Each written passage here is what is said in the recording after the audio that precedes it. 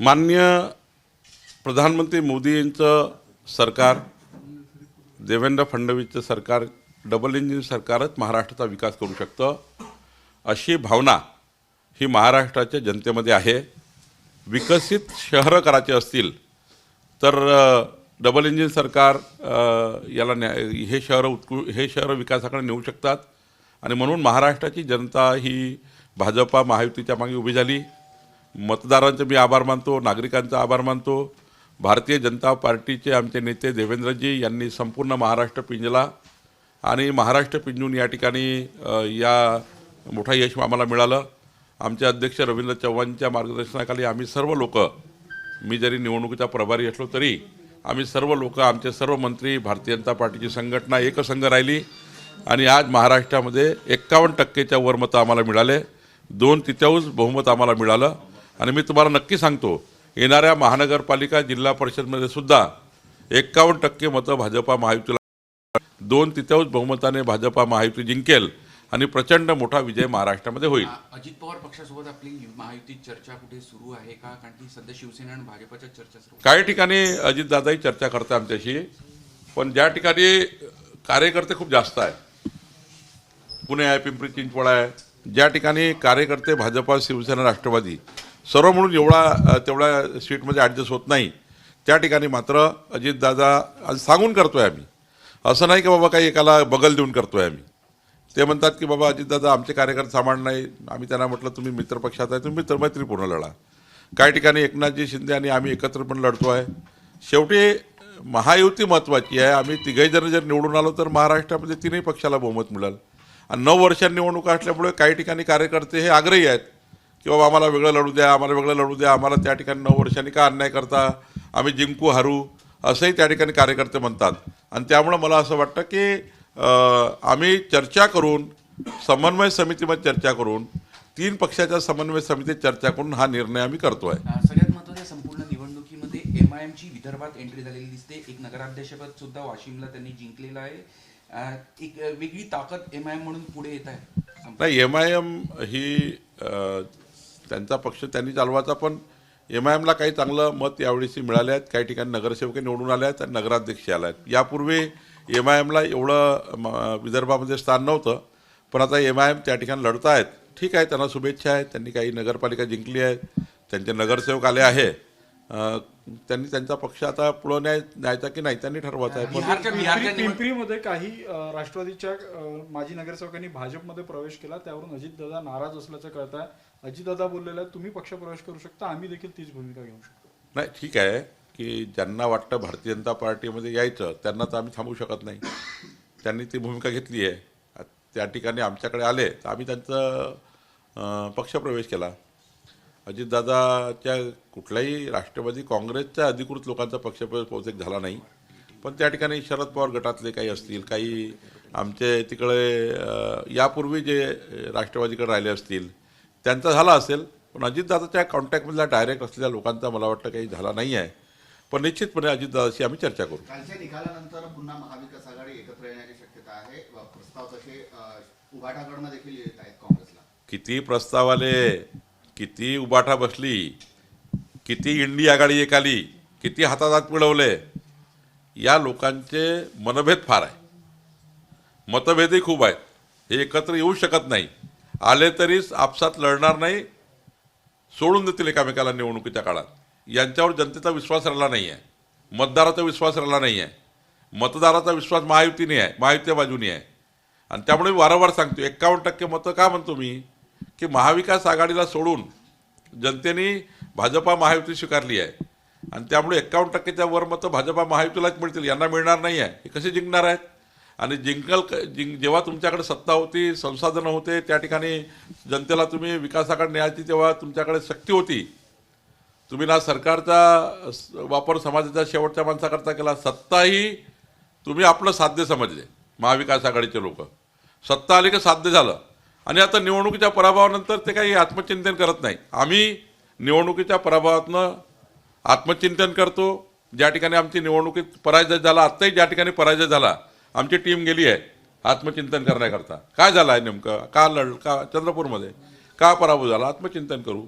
आत्मचिंतन करून काहीतरी शिकणं तर जिंकू पुढे. ही काँग्रेस पार्टी आत्मचिंतनच करत नाही. त्यांना नुसतं EVM खराब दिसतं, त्यांना वोट चोरी झाली दिसतं. हे खोटारडेपणा करतात आणि त्यामुळं किती एक आले तरी जनता यांच्यासोबत नाही आहे. नेते एक आहे, जनता नाही आहे. धुरंदर हे फुगवलेले आहे, सुजवलेले आहे असा आरोप करताय. आयोगाच्या यशामुळे कुठेतरी एवढं यश भाजपला मिळालं असा आरोप संजय राऊत करताय. जिथं हारले त्या ठिकाणी तर ठीक आहे, मुजुरीच जात नाही यांची. मुजरच खूप आहे.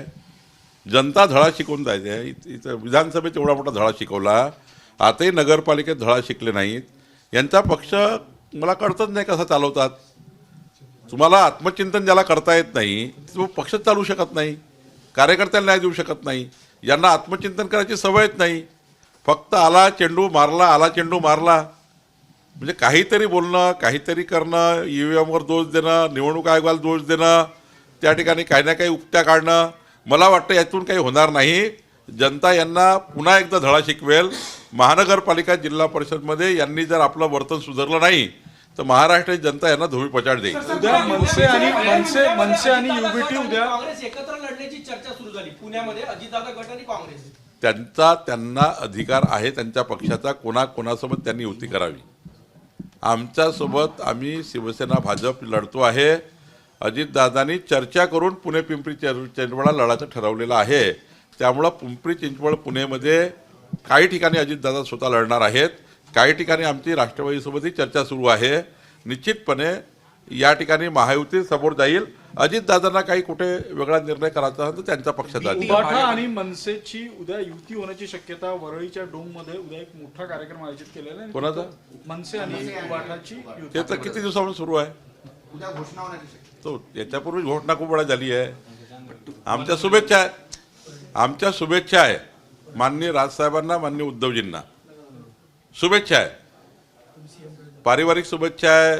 आपल्या लग्न कार्यात एकत्र यावं, घर म्हणून एकत्र यावं, त्यांचा तो अधिकार आहे.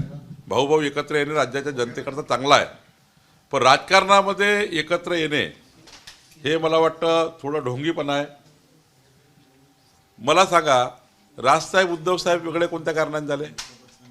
काही भाऊबंदकीचे वाद झाले का? राजकारणाकरता वेगळे झाले होते. आता राजकारणाकरता पुन्हा एकत्र येत आहे. आमच्या शुभेच्छा आहे. भाजपाची बी टीमवरनं सध्या एक आरोप प्रत्यारोपाचे सुरू आहे. बिहारमध्ये जसं MIMनी नंतर काँग्रेसवर आरोप केले होते, आता सुद्धा इथे महाविकास निवडणूक आघाडी. आयोगाला बी टीम भाजपची असं काल रोहित पवारला जर असं वाटतं काँग्रेस भाजपाची बी टीम आहे तर रोहित पवारांनी आजच्या आज महाविकास आघाडीतून बाहेर निघावं. तर मी सांगेल खरी हिंमत रोहित पवारांनी केली. बोलून का फायदा आहे? करून दाखवा ना. तुम्हाला जर काँग्रेस बी टीम वाटतंय भाजपाची तर काँग्रेसचे ते वेणुगोपाल आहे, त्यांचे ते मल्लिकार्जुन आहेत, त्यांचे हे हर्षवर्धन सपकाळ जे आहेत ते ठरवतील आता या स्टेटमेंटचं काय करायचं रोहित पवारांचं. पण रोहित पवारला जर असं वाटतं त्यांनी त्यातून बाहेर पडावं. कामठीमध्ये इतिहास घडला, पहिल्यांदा भाजप निवडून आली, शक्य वाटत नव्हतं सुरुवातीपासून. नाही, तिथे आम्हाला जे यश मिळालं ते आमच्या विकास कामाला मिळालं. कामठीच्या स्थापनेपासनं, नगरपालिकेच्या स्थापनेपासनं पहिल्यांदा एवढं मोठं यश आम्हाला मिळालं. हे ठीक आहे. तिथे 4-5 लोक निवडणूक लढल्यामुळं थोडं मताचं विभाजनही झालं आणि त्यामुळं आम्हाला त्या ठिकाणी थोड्या फरकाने यश मिळालं. पण पुढच्या काळामध्ये कामठीमध्ये आम्ही पुन्हा मेहनत करू आणि चांगलं यश संपादन करू. आज ते यश मिळालं आम्हाला, पण ते 51% पर्यंत न्यायचं आहे. आज आम्हाला डिव्हिजनमध्ये आम्ही जिंकलेलो आहे. 5-6 लोक आपसात लढले त्यामुळे आम्ही जिंकलो. पण पुढच्या काळामध्ये 51%ची लढाई कामठीमध्ये आम्ही जिंकू. नागपूर जिल्ह्यातलं यश हे मुख्यमंत्र्यांचं पण यश आहे, कारण की मुख्यमंत्र्यांचा जिल्हा म्हणून ओळखलं जातं, त्यामुळे हे यश मिळालेलं आहे. स्वाभाविकच आहे. माननीय मुख्यमंत्र्यांच्या नेतृत्वामध्येच आम्ही सारे लढतो. देवेंद्र फडणवीसजींनी नागपूरमध्ये सुद्धा चांगल्या पद्धतीने आम्हाला खूप मदत केली. स्वतः निवडणुकीच्या प्रचारात त्यांनी 4 सभा घेतल्या आणि स्वतः देवेंद्रजी जेव्हा नागपूरमध्ये येतात तेव्हा जनतेचा विश्वास आहे. नागपूरचे मुख्यमंत्री आहे, विदर्भाचे मुख्यमंत्री आहे, विदर्भाचे सुपुत्र आहे आणि विदर्भाने त्यांना भरभरून दिला आहे. 59 नगराध्यक्ष भाजपाचे या ठिकाणी निवडून आलेले आहेत आणि त्यामुळं विदर्भाने फार मोठं बहुमत यावेळी दिलं आहे. त्यामुळे विदर्भाचे सुपुत्र, नागपूरचे सुपुत्र म्हणून देवेंद्रजीवर लोकांचा विश्वास आहे. केंद्रीय मंत्री नितीन गडकरी म्हणाले आम्ही विकासावर निवडून येऊ आणि महानगरपालिका त्याचबरोबर दारू आणि पार्ट्या देऊ. एकदम बरोबर आहे. दारू, पार्ट्या, पैसे वाटप हे आमच्या ब्लडमध्ये नाही आहे. हे फक्त आरोप लावतात हे लोक. आम्ही आमच्या विकासाच्या माननीय नितीन गडकरीजींनी पुढच्या 50 वर्षाचं नागपूर तयार केलेलं आहे. नागपूरला आंतरराष्ट्रीय शहर म्हणून त्या ठिकाणी विकसित करण्याचा नितीनजीचा संकल्प आहे. आज नागपूरमध्ये एम्स, IIT, IIT, शाही स्पोर्ट कॉम्प्लेक्स, नागपूरला आज या 10 वर्षामध्ये 2014 नंतर जे नितीनजींनी देवेंद्रजींनी दिलं आहे ते 50 वर्षाच्या सरकारने दिलं नाही आहे. या उपराजधानीला सुसज्ज उपराजधानी, या उपराजधानीला आंतरराष्ट्रीय लेवलला नाव मान्य नितीनजी देवेंद्रजीमुळे मिळालं आहे. त्यामुळे नागपूरची जनता आपल्यासोबत आहे. आता काही लोक होटच देत नाही, त्याचं काही करायचं नाही. काही लोकांना किती म्हटलं होट देत नाही, पण आम्हाला त्या ठिकाणी नागपूरच्या जनतेवर विश्वास आहे की नागपूरची जनता 51% मतं आम्हाला देईल विधानसभेसारखे. आणि त्यामुळं मला असं वाटतं की निश्चितपणे नागपूरच्या जनतेवर आमचा विश्वास आहे. 51%चे मतं आम्हाला मिळतील. काही त्या ठिकाणी गैरसमज निर्माण आमच्याबद्दल काही समाजामध्ये काही व्यक्तीमध्ये केलेले आहेत, त्यांनी आम्हाला दूर ठेवलेलं आहे.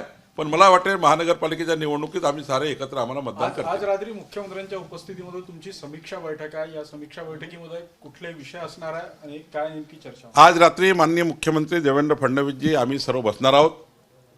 आमचे जे राज्याचा महत्त्वाचा आमचा जो निवडणुकीच्या संदर्भाने एक चर्चा होणार आहे. आत्तापर्यंतच्या निवडणुकीमध्ये नगरपालिकेच्या निवडणुकीमध्ये आम्ही त्या ठिकाणी आत्मचिंतन करणार आहोत. काही ठिकाणी आम्हाला यश अपेक्षित होतं, त्या ठिकाणी मिळालं नाही आहे, त्याबद्दल आत्मचिंतन करणार आहोत. आणि पुढच्या महानगरपालिका जिल्हा परिषदच्या निवडणुकीची त्या ठिकाणी तयारी, महायुतीची तयारी कशी असेल याबद्दलची चर्चा आजच्या समन्वय समितीच्या बैठकीत होणार आहे.